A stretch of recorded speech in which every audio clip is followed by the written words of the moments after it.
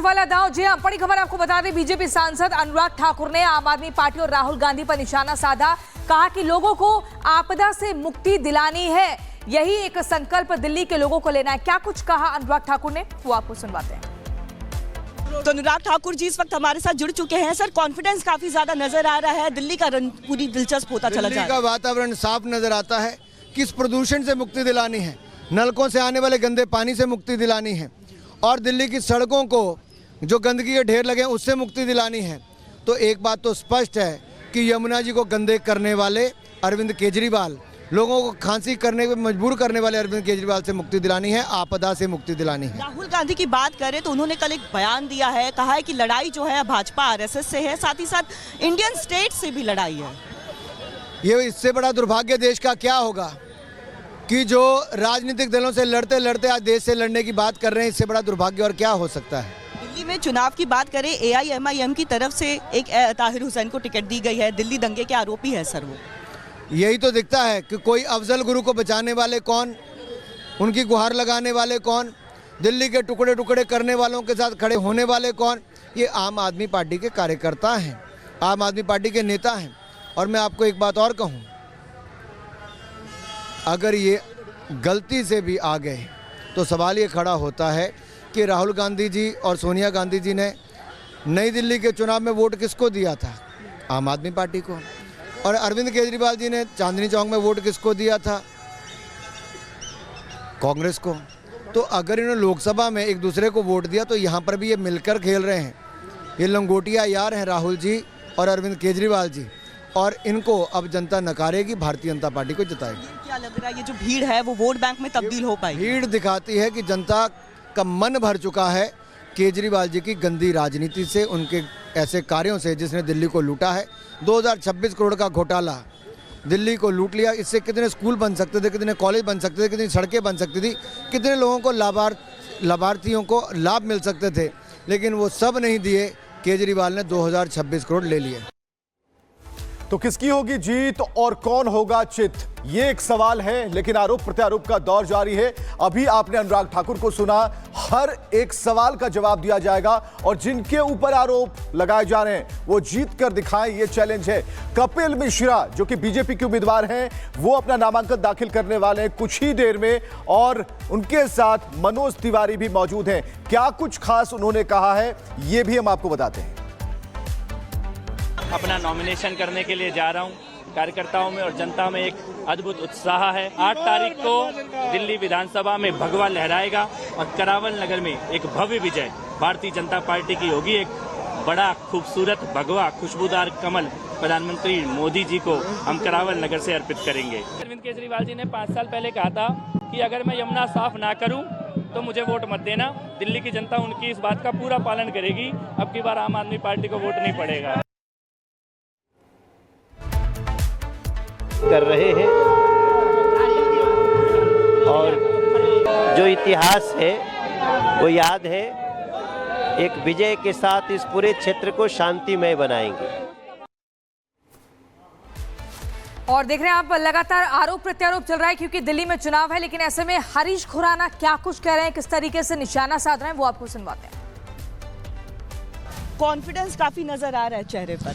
देखिए, ईश्वर के आशीर्वाद से, पिताजी के आशीर्वाद से, और जो फेथ, जो विश्वास मेरे शीर्ष नेतृत्व प्रधानमंत्री मोदी जी ने, अमित शाह जी ने, JP नड्डा जी और मेरे प्रदेश नेतृत्व ने दिखाया है और मोती नगर की जिम्मेवारी सौंपी है, निश्चित तौर के ऊपर मोती नगर मेरे अपने परिवार के लोगों की वजह से, उनके आशीर्वाद से हम भारतीय जनता पार्टी यहाँ से विजय पताका फहराएगी और निश्चित तौर के ऊपर दिल्ली के अंदर, विधानसभा के अंदर हम विजय श्री हासिल करेंगे। और सत्ता हासिल करते हुए दिल्ली का जो हमने सपना देखा है, अच्छी दिल्ली, स्वस्थ दिल्ली, स्वच्छ दिल्ली, इसका सपना हम संजोएंगे और उसको पूरा करेंगे। सर, इसके साथ ही बात करें तो तमाम मुद्दों को लेकर के इस बार बीजेपी जो है आक्रामक नजर आई है आम आदमी पार्टी पर, लेकिन क्या लग रहा है वो मुद्दे जो है वो वोट बैंक में तब्दील हो पाएंगे?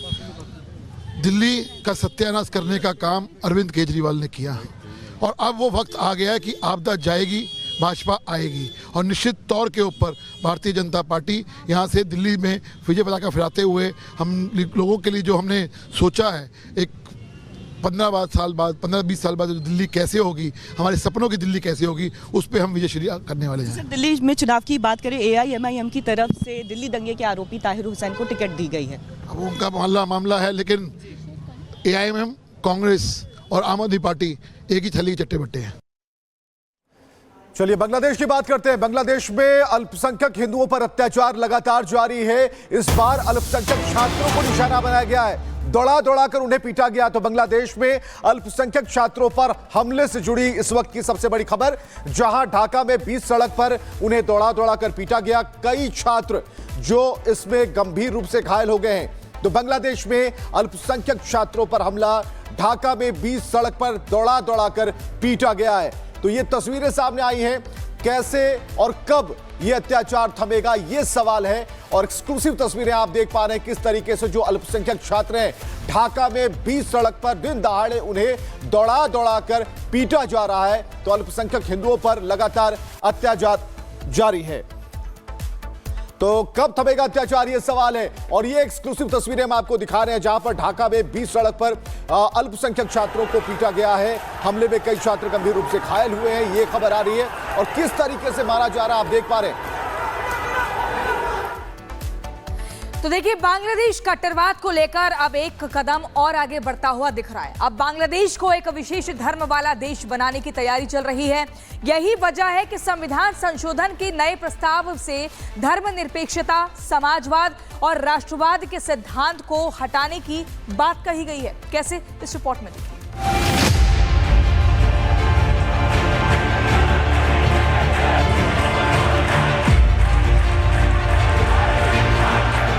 बांग्लादेश में एक के बाद एक नियम कानून बदलते जा रहे हैं। एक तरफ हिंदू विरोधी कट्टरवाद को बढ़ावा दिया जा रहा है, तो वहीं दूसरी ओर अब बांग्लादेश के संविधान में भी बदलाव किया जा रहा है। शेख हसीना के प्रधानमंत्री पद छोड़ने के बाद अंतरिम सरकार की तरफ से गठित आयोग ने अब संविधान में संशोधन को लेकर अपना प्रस्ताव यूनुस सरकार को सौंप दिया है। प्रस्ताव की अहम बातें: धर्मनिरपेक्षता, समाजवाद, राष्ट्रवाद के राज्य सिद्धांतों को बदलने का प्रस्ताव। प्रस्ताव में केवल लोकतंत्र को अपरिवर्तित रखा गया है। नए प्रस्ताव में समानता, मानव गरिमा, सामाजिक न्याय, बहुलवाद और लोकतंत्र का प्रस्ताव रखा गया है। यानी बांग्लादेश के 4 मूल सिद्धांतों में से 3 को बदलकर उनकी जगह 4 नए सिद्धांतों को संविधान में जोड़ने का प्रस्ताव दिया गया है। इसके अलावा 2 सदनों का भी प्रस्ताव सौंपा गया है। इस प्रस्ताव में क्या कुछ कहा गया है, ये भी आपको बताते हैं। द्विसदनी संसद के गठन की सिफारिश की गई है। निचले सदन को नेशनल असेंबली, जबकि ऊपरी सदन को सीनेट नाम दिया जाएगा। नेशनल असेंबली में 105 सीट, तो सीनेट में 400 सीटों का प्रस्ताव है। दोनों सदनों का कार्यकाल 4-4 साल का होगा। निचला सदन बहुमत के आधार पर, ऊपरी सदन अनुपातिक प्रतिनिधित्व के आधार पर। आयोग की सिफारिश से साफ हो गया है कि बांग्लादेश को अब कट्टरपंथी देश बनाने की तैयारी चल रही है। अब यहाँ सिर्फ कट्टरपंथियों और एक धर्म विशेष का बोलबाला होगा और संविधान भी सिर्फ उनके फायदे के लिए बदला जा रहा है।